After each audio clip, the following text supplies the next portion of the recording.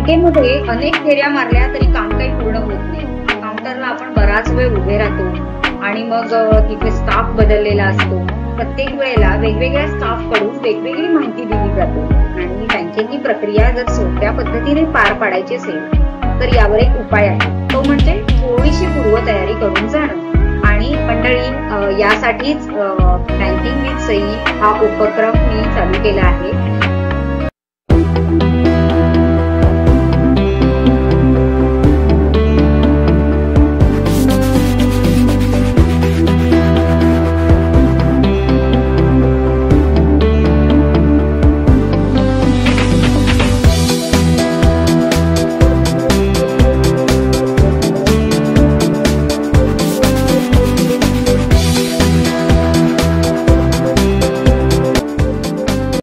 तर banking with सईच्या episode 2 मध्ये तुमचं सगळ्यांचं पुन्हा एकदा स्वागत। Welcome back. आजचा विषय आहे death claim to legal heirs. Episode 2 च्या विषयाला सुरुवात करण्याच्या आधी आपण एपिसोड 1 मध्ये काय पाहिलंय ते थोडक्यात बघूया। आता एक अकाउंट आहे मिस्टर एक्स यांच्या नावाने, सेव्हिंग अकाउंट आहे। त्याच्यानंतर त्यांच्या मिस्टर एक्स यांच्यात सिंगल नावाने एफडी, शेअर्स, लॉकर आणि लोन हे सगळं घेतलेलं आहे। आता या लोन साठी जी सिक्युरिटी ठेवलेली आहे, म्हणजे जो फ्लॅट त्यांनी बँकेकडे तारण ठेवलाय, तो मिस्टर एक्स आणि मिसेस वाय यांच्या नावाने आहे आणि मिसेस वाय यांना त्यांनी नॉमिनी ठेवलं आहे। आता यामध्ये काय होतंय बघा, सगळे अकाउंट जे आहेत, लोन अकाउंट आणि सेव्हिंग, एफडी, लॉकर, शेअर वगैरे वगैरे, हे सगळे एक्स यांच्या सिंगल नावाने आहेत, परंतु त्यांनी वाय हा नॉमिनी अपॉइंट केलाय आणि वाय यांचं प्रॉपर्टीमध्ये पण नाव आहे, त्यामुळे मिसेस वाय यांच्या नावाने हा क्लेम सेटल केला जाईल। आता दुसरी केस आपण बघतोय जॉईंट होल्डरची। तर यामध्ये काय आहे, मिसेस वाय आणि मिस्टर एक्स या जॉईंट नावाने सगळे अकाउंट आहेत, म्हणजे saving account, FD, locker, share आणि त्यांनी जे लोन घेतलंय ते सुद्धा जॉईंट नावाने आहे आणि जी सिक्युरिटी तिथे ठेवलेली आहे, म्हणजे जी प्रॉपर्टी म्हणजे फ्लॅट जो बँकेकडे तारण ठेवलाय, तो सुद्धा मिस्टर एक्स आणि मिसेस वाय यांच्या नावाने आहे। तर या केसमध्ये काय होईल, सगळे अकाउंट आणि सगळी सिक्युरिटी जी आहे ती दोघांच्याही नावाने असल्यामुळे इथे एकदम सोपं होऊन जाईल। क्लेम अमाऊंट जे आहे, मिस्टर एक्स यांचं निधन झाल्यानंतर क्लेमची जी काही रक्कम आहे, बँकेकडे जी काही रक्कम तुमची ड्यू आहे आणि जी काही सिक्युरिटी तुमची बँकेकडे आहे, ती मिसेस वाय यांना सुपूर्द केली जाईल। एपिसोड 2 च्या विषयाला सुरुवात करूया, ज्याच्यामध्ये एक्स या व्यक्तीचं अकाउंट बँकेमध्ये आहे, त्याने नॉमिनेशन रजिस्टर केलेलं नाही आणि त्या अकाउंटला कोणीही जॉईंट होल्डर नाही। एक्स या व्यक्तीचं निधन झाल्यानंतर त्या केसमध्ये लीगल हेअर्सच्या नावाने हा क्लेम सेटल केला जातो। हिंदू सक्सेशन ऍक्ट 1956 नुसार हिंदू पुरुषाचे लीगल हेअर्स कोण आहेत, तर ते क्लास 1 आणि क्लास 2 अशा 2 कॅटेगरीमध्ये त्याचं वर्गीकरण केलं आहे। तर क्लास 1 मध्ये कोण येतात मंडळी, तर याच्यामध्ये येतात मुलगा, मुलगी, पत्नी जी आता विधवा झाली आहे, नंतर आई आणि त्याच्यानंतर नाथ, नातवंड असं म्हणता येईल आपल्याला, children of predeceased son or daughter. त्याच्यानंतर मुलाची विधवा पत्नी, मृत नातवाची पत्नी, त्याच्यानंतर children of predeceased grandson and granddaughter, म्हणजे पतवंड जी अनाथ आहेत। म्हणजे थोडक्यात आपल्याला असं म्हणता येईल की जे एकदम क्लोज ब्लड रिलेशन मधले आहेत, त्याच्यानंतर जी अनाथ नातवंड, अनाथ पतवंड, सून असेल आणि विधवा असेल, किंवा नातसून असेल आणि ती विधवा असेल, तरी त्याचा यामध्ये समावेश होईल क्लास 1 हेअर्स मध्ये। आणि त्यांना जेव्हा प्रॉपर्टीचं डिव्हिजन होतं त्यावेळेला क्लास 1 हेअर्सना प्रायोरिटी मिळत असते। आता क्लास 2 हेअर्स मध्ये कोण आहे, तर चक्क फादर, वडिलांना इकडे क्लास 2 हेअर्स मध्ये घेतलंय। त्याच्यानंतर नातवंड म्हणजे ग्रँड चिल्ड्रन, ज्यांना आई वडील आहेत, जी अनाथ नाहीये, हे मला इथे मेन्शन करायला आवडेल की ज्यांना आधार आहे अशी नातवंड, त्याच्यानंतर भाऊ बहीण म्हणजेच ब्रदर सिस्टर, ग्रेट ग्रँडचिल्ड्रन, पंतवंड, ज्यांना आई वडील आहेत आणि ज्यांना आधार आहे अशी पंतवंड. Children of brother and sister, म्हणजेच भावा किंवा बहिणीची मुलं. नंतर एक्स या व्यक्तीचे आजी आजोबा, विडो ऑफ ब्रदर. नंतर आत्या काका मामा मावशी, ही सगळी रिलेशन्स क्लास 2 मध्ये येतात. तर आता लक्षात ठेवायला सोपं कसं म्हणता येईल, तर क्लास 1 मध्ये अगदी ब्लड रिलेशन मधून निर्माण झालेली सन डॉटर, नंतर पत्नी, आई म्हणजेच पुन्हा ब्लड रिलेशन, आणि ही सगळी जी व्यक्ती आहेत प्री डिसीज असं जिथे म्हटलंय, ती अनाथ मुलं किंवा विधवा ज्यांना आधार नाहीये आणि जे याचे डिसेंडंट्स आहेत एक्स या व्यक्तीचे, ते ह्या क्लास 1 मध्ये येतात असं आपल्याला लक्षात ठेवायला सोपं जाईल. अशा पद्धतीने आपण लक्षात ठेवलं तर या केसमध्ये मला आता एक महत्वाचं असं सांगायचंय की बँकेत जाताना क्लेम करायला तुम्ही रेशन कार्ड हे बरोबर ठेवलं पाहिजे. कारण रेशन कार्ड मध्ये फॅमिली मेंबर्सच्या सगळी नावं मेन्शन केलेली असतात. जर मेन्शन केलं नसेल तर ते अपडेट करून घ्या, पुढची प्रोसेस सोपी जाईल. म्हणजे समजा एखाद्या कुटुंबामध्ये 3 मुलं आहेत पण तिसऱ्या मुलाचं नावच त्या रेशन कार्डला ऍड केलं गेलं नाही, असं काही वेळेला होऊ शकतं.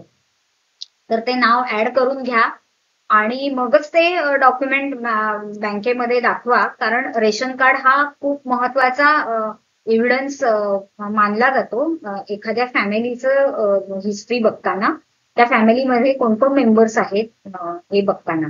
त्याच्यानंतर विटनेस आणि शुअरिटी सुद्धा घेतले जातात बँकेकडनं. तर हे सगळं खूप महत्वाचं आहे. फॅमिली मेंबर्स आणि लिगल हेअर्स आपले कोण आहेत हे कन्फर्म करण्यासाठी आणि बँकेला ते पटवून देण्यासाठी. तर हिंदू सक्सेशन ऍक्ट बद्दल मला एक सांगायचंय. 2005 मध्ये या कायद्यामध्ये बदल झाला होता, ज्यामध्ये राईट ऑफ मॅरिड डॉटर्स या गोष्टीला महत्व दिलं गेलं आणि त्यानुसार त्या कायद्यामध्ये चेंजेस झाले. तर ज्या लग्न झालेल्या मुली आहेत त्यांना पूर्वी वडिलांच्या प्रॉपर्टीमध्ये काही अधिकार नव्हता. तर या कायद्याच्या अमेंडमेंट नंतर तो अधिकार मुलींना आता मिळतो लग्न झालेल्या. त्याच्यानंतर 2023 मध्ये सुद्धा एक त्याच्यामध्ये अमेंडमेंट आली, ती म्हणजे अशी की ज्या विधवा सुना आहेत, म्हणजे ज्यांनी पुन्हा लग्न केलं नाहीये, अशा non married daughter in law म्हणजे सून जिने लग्न केलेलं नाहीये, तर तिच्या सासूच्या प्रॉपर्टीमध्ये सुद्धा क्लेम आहे आणि तिला त्या प्रॉपर्टीमध्ये राईट आहे असं ह्या कायद्यानुसार अमेंडमेंटनुसार त्याच्यामध्ये चेंज केला गेला 2023 मध्ये. तर आता या स्लाइड मध्ये आपण असं उदाहरण घेऊया की तुमची अकाउंट होल्डर ही एक हिंदू मॅरिड फिमेल आहे, म्हणजे लग्न झालेली स्त्री ही अकाउंट होल्डर आहे. तिच्या एकटीच्याच नावाने अकाउंट आहे, तिने नॉमिनेशन दिलेलं नाहीये किंवा तिला अकाउंटला जॉईंट होल्डरही कोणी नाहीये तिच्या अकाउंटला. तर या केसमध्ये लिगल हेअर्सचा आपल्याला विचार करायला लागेल. तर क्लास 1 मध्ये जसं मी मगाशी म्हटलं तसं अगदी ते ब्लड रिलेशन मध्ये असतात, म्हणजे सन किंवा डॉटर, आणि त्याच्यामध्येच including children of pre deceased son or daughter, म्हणजे जसे मगाशी मी जे म्हटलं तेच पुन्हा जी अनाथ नातवंड आहेत ती यामध्ये येतात. मग तिसऱ्या क्रमांकावर येतो नवरा आणि मग नंतर आई. असे सगळेजण क्लास 1 मध्ये येतात. आणि क्लास 2 मध्ये येतात हेअर्स ऑफ हजबंड, म्हणजे मग नवऱ्याच्या बाजूने जे कोणी लिगल हेअर्स असतील ते येतील, वडील, नंतर आई आणि वडिलांचे लिगल हेअर्स या केसमध्ये इथे क्लास 2 मध्ये येतील. तर असं नॉर्मली होत नाही. क्लास 1 मधले हेअर्स तर असणारच आहेत. पहिलं क्लास 1 मधल्या हेअर्सनाच इथे प्रायोरिटी मिळते आणि मग पुढे जरी कोण हेअर्स अवेलेबल नसतील तर मग क्लास 2 च्या हेअर्सचा विचार करायची वेळ येते. पण असं होत नाही, फार रेअर केसमध्येच असं होत असेल असं मला वाटतं. नंतर इथे एक मुद्दा महत्वाचा असा एक मांडायचा आहे की जर का प्रॉपर्टी जी आहे एखाद्या स्त्रीला वारसा हक्काने मिळालेली प्रॉपर्टी ही जर का तिच्या आई वडिलांकडनं मिळालेली असेल आणि तिला मुलं नातवंड वगैरे कोणी नसतील, तर मग ती प्रॉपर्टी जेव्हा त्या प्रॉपर्टीची विभागणी होईल तेव्हा ती वडिलांचे जे कोणी हेअर्स आहेत त्यांच्या दृष्टीने ते विभाजन होईल. त्यांना प्रायोरिटी देऊन आणि त्यांच्या साईडला ती प्रॉपर्टी डिव्हॉल्व होईल. त्याचप्रमाणे समजा एखादी हिंदू लग्न झालेली स्त्री आहे आणि तिची जी प्रॉपर्टी आहे तिला जी वारसा हक्काने मिळालेली प्रॉपर्टी आहे ती जर का नवरा, सासरे किंवा एखादा मृत झालेला मुलगा त्याच्याकडनं जर का ती वारसा हक्काने तिला प्रॉपर्टी मिळालेली असेल आणि तिला जर मुलं नसतील, नातवंड जर नसतील कोणी, तर मग त्यावेळेला ती नवरा, सासरे किंवा मृत मुलगा यांचे जे कोणी हेअर्स असतील त्यांच्याकडे तिचं त्या प्रॉपर्टीचं विभाजन होईल त्यांच्या साईडला. असा एक मुद्दा इथे मी नोट मध्ये मांडला आहे.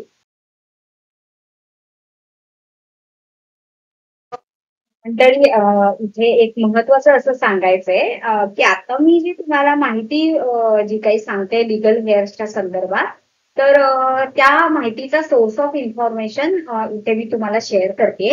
इंडिया कोड नावाची जी साईट आहे त्या साईटला जाऊन मी ही सगळी माहिती घेतली आहे, त्याचा अभ्यास केला, थोडस लिखाण वाचन करून मग मी तुमच्यासाठी ही समरी करून प्रेझेंटेशनच्या फॉर्म मध्ये तुम्हाला मी शेअर करते. तर व्हिडिओ करण्यासाठी मी खूप मेहनत केली आहे आणि मी वाचन सुद्धा करते त्यासाठी. तर व्हिडिओ हा कंटिन्युएशन मध्ये बघा, स्किप न करता, जेणेकरून जो काही सगळा विषय आहे तो पूर्णपणे तुमच्या लक्षात येईल सगळ्या बारकाव्यांच्या सहित. चॅनलला अजूनही सबस्क्राईब केलं नसेल तर सबस्क्राईब करा अशी पुन्हा विनंती करते.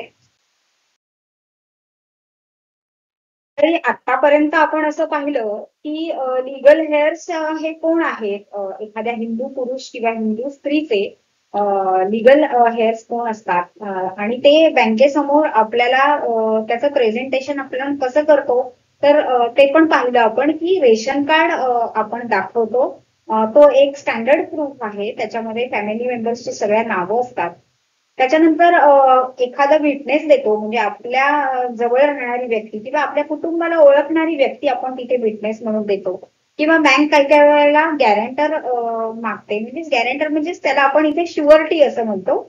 तर अशा व्यक्तींची आपण साक्ष आणि पुरावा देतो आणि एखादा इंडेमनिटी बॉन्ड सुद्धा बँक आपल्याकडनं घेते. तर याच्या बेसिसवरती काही क्लेम सेटल केले जातात. जेव्हा क्लेमची रक्कम ही 50,000 पर्यंत असते आणि जिथे जी लिगल हेअरशिप आहे, जे वारस तुम्ही सादर केलेत बँकेला, ते बँकेला कन्फर्म झालेत आणि बँकेला विश्वास बसलाय की हो, ही जी तुम्ही माहिती दिली ती बरोबर आहे आणि हे एवढेच तुमचे लिगल हेअर्स आहेत, असं जेव्हा बँकेला खात्री होते तेव्हा बँक जी या बेसिसवरती क्लेम सेटल करत असते.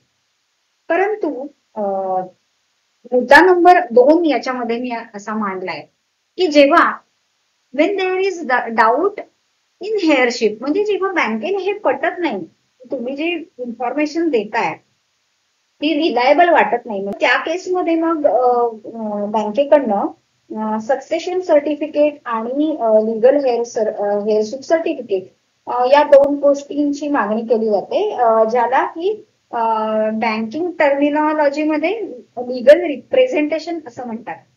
आता हे सक्सेशन सर्टिफिकेट हे कोणत्या केसमध्ये मागते बँक, जेव्हा तुमची जर का एखादं गोल्ड लोन वगैरे बँकेकडनं तुम्ही घेतलं असेल किंवा तुमचा लॉकर असेल तिथे, तर ही झाली मुव्हेबल सिक्युरिटी तुमची बँकेकडे आहे, बरोबर. तर त्या केसमध्ये मुव्हेबल ऍसेट असेल किंवा मुव्हेबल सिक्युरिटी जेव्हा रिलीज करायची असेल बँकेला, तेव्हा बँक मागते तुमच्याकडनं सक्सेशन सर्टिफिकेट. आणि जेव्हा एखादी इमूव्हेबल प्रॉपर्टी म्हणजे फ्लॅट जर का तुम्ही मॉर्गेज केलाय बँकेकडे, म्हणजे समजा आपल्या केसमध्ये समजा एक्स हा मृत व्यक्ती आहे आणि त्याने फ्लॅट बँकेकडे मॉर्गेज केलाय, त्याचं लोन चालू होतं, ते बँकेचे लोन वगैरे, लोन तर बँक क्लोज करून घेणारच आहे, पण मग जेव्हा लोनचे डॉक्युमेंट, जेव्हा फ्लॅटचे पेपर्स तुम्हाला सुपूर्द करायचे आणि इथे नॉमिनी वगैरे कोणी नाही, आता लिगल हेअर्स ना द्यायचे, बरोबर. तर मग लिगल हेअर सर्टिफिकेट या केसमध्ये ते डिमांड करतील, जिथे त्यांना लिगल हेअर्सच्या बाबतीत शंका असेल की जिथे लिगल हेअर्स तुमचे बरोबर एस्टॅब्लिश झाले नसतील, तर अशा केसमध्ये ही डॉक्युमेंट मागवली जातात. ह्याची जरा लेंथी प्रोसेस असते. आणि तिसऱ्या मुद्द्यामध्ये मी असं म्हटलंय की हे जे लिगल रिप्रेझेंटेशन सर्टिफिकेट्स आहेत ते सिव्हिल कोर्ट इश्यू करतो, म्हणजे आयदर डिस्ट्रिक्ट लेवल किंवा ज्याला आपण लोअर कोर्ट म्हणतो, आणि हायर किंवा अपर कोर्ट म्हणजे हायकोर्ट किंवा अपर कोर्ट हे तुमची जी क्लेम अमाऊंट आहे त्याच्यानुसार ठरत असतं की कोणत्या कोर्टकडे तुम्हाला ते ऍप्लिकेशन द्यायचंय ही सर्टिफिकेट्स मिळवण्यासाठी. चौथ्या मुद्द्यामध्ये मी म्हटलंय की obtaining this certificates takes time of 2 to 3 months, तर एवढा वेळ सुद्धा लागू शकतो. तेव्हा तुमच्या हे सगळे सर्टिफिकेट्स हातात येतील त्याच्यानंतर फ्रँकिंग वगैरे तुम्ही करू शकता. त्यामध्ये सुद्धा जेव्हा तुमचे सह्या करायला येणारे जे लिगल हेअर्स आहेत ते सगळे अवेलेबल आहेत की नाही बघा. कारण बरेच वेळा असं होतं की काही रिलेटिव्ह तुमचे हे फॉरेन मध्ये असतात आणि फ्रँकिंगची व्हॅलिडिटी तर 6 महिनेच असते. म्हणजे समजा तुम्ही एखादं फ्रँकिंग करून घेतलं आज, तर ते 6 महिन्यांनी एक्सपायर होणार आहे. तो फ्रँकिंग पेपर तुम्हाला वापरता येणार नाही. तर जेव्हा तुमचे लिगल हेअर्स सगळे सह्या करायला, विटनेस, शुअरिटी, हे जे तुमचे सह्या करायला जेव्हा अवेलेबल असतील, तुमची जी सर्टिफिकेट जेव्हा हातात आलेली असतील, त्याच वेळेला त्या अनुषंगानेच तुम्ही फ्रँकिंग करा. कारण फ्रँकिंग हे फक्त 6 महिन्यांसाठीच व्हॅलिड असतं. हा महत्वाचा मुद्दा, 6वा मुद्दा मी इथे मांडलाय. आणि जे मी पहिलं तुम्हाला सांगितलं ते पहिल्या मुद्द्यामध्ये मी इथे मेन्शन केलंय की 50,000च्या पर्यंत जर क्लेमची रक्कम असेल आणि हेअरशिप व्यवस्थित एस्टॅब्लिश झाली असेल, तुमचे वारस तुम्ही बरोबर दाखवून दिले असतील बँकेत, तर त्या केसमध्ये बँक साध्या एक 500-600 रुपयाचा एक इंडेम्निटी बॉन्ड घेऊन आणि विटनेस आणि शुअरिटी यांच्या सह्या घेऊन तो क्लेम पुढे प्रोसेस करत असते. पण जिथे सगळे म्हणजे लिगल हेअर्स तुमचे प्रॉपर एस्टॅब्लिश होत नाही, तिथे मग ही सगळी दुसऱ्या मुद्द्यापासून 6व्या मुद्द्यापर्यंतची जी काही प्रोसेस आहे ती थोडी विचारात घ्यायला लागते. तुमचा सपोर्ट खूप महत्वाचा आहे आपलं चॅनल पुढे न्यायला. तर सबस्क्राईब केलं नसेल चॅनलला तर सबस्क्राईब करा अशी पुन्हा एकदा विनंती करते. एका बँकेचंच ही चेकलिस्ट आहे. याच्यानुसार तुम्हाला अंदाज येईल की कोणकोणते पेपर्स आपल्याला रेडी ठेवायचे. इथे जसं की मेन्शन केले, इथे फोटोग्राफ हवा आहे आणि इथे खाली ही सगळी डॉक्युमेंट्सची लिस्ट दिलेली आहे. या स्लाइडमध्ये थोडंसं इंडेम्निटी बॉन्ड बद्दल मी तुम्हाला सांगते की इंडेम्निटी बॉन्ड याचा अर्थ काय आहे. तर हे एक असं डॉक्युमेंट आहे की ज्याच्यामुळे बँकेला आपण असा ऍश्युरन्स देतो, आपण म्हणजे क्लेम करणारी व्यक्ती बँकेला असा ऍश्युरन्स देते की त्यांनी जे लिगल हेअर्स बँकेला सादर केलेले आहेत ते अगदी रिलायबल इन्फॉर्मेशन ते बँकेला देत आहेत आणि बँकेने त्यांच्यावर ट्रस्ट ठेवून हा क्लेम प्रोसीड करावा. जर का यातून काही लॉस झाला, काही डिस्प्यूट त्यात पुढे जाऊन निर्माण झाला, काही लिटिगेशन्स झाली, पुढे काही वाद उद्भवले, तर त्या केसमध्ये सह्या करणाऱ्या व्यक्ती म्हणजे इंडेम्निटी बॉन्डवर जे कोणी वारस सह्या करणार आहेत, विटनेस आणि शुअरिटी, त्या हे जे कोणी सह्या करणार आहेत ते त्या केसमध्ये बँकेला सेफ ठेवतील आणि ते रिस्पॉन्सिबल राहतील, असा ह्या इंडेम्निटी बॉन्डचा अर्थ आहे. जसं की मी आता म्हटलं, इंडेम्निटी बॉन्ड हा सगळे लिगल हेअर्स, विटनेस आणि शुअरिटी हे सगळेजण साईन करत असतात. जर का एखादा वारस हा मायनर असेल, 18 वर्षाच्या आतील एखादा मुलगा किंवा मुलगी असेल, लिगल हेअर म्हणून या क्लेमच्या केसमध्ये येत असेल, तर त्याची आई किंवा वडील किंवा गार्डियन त्याच्या ठिकाणी सही करतील.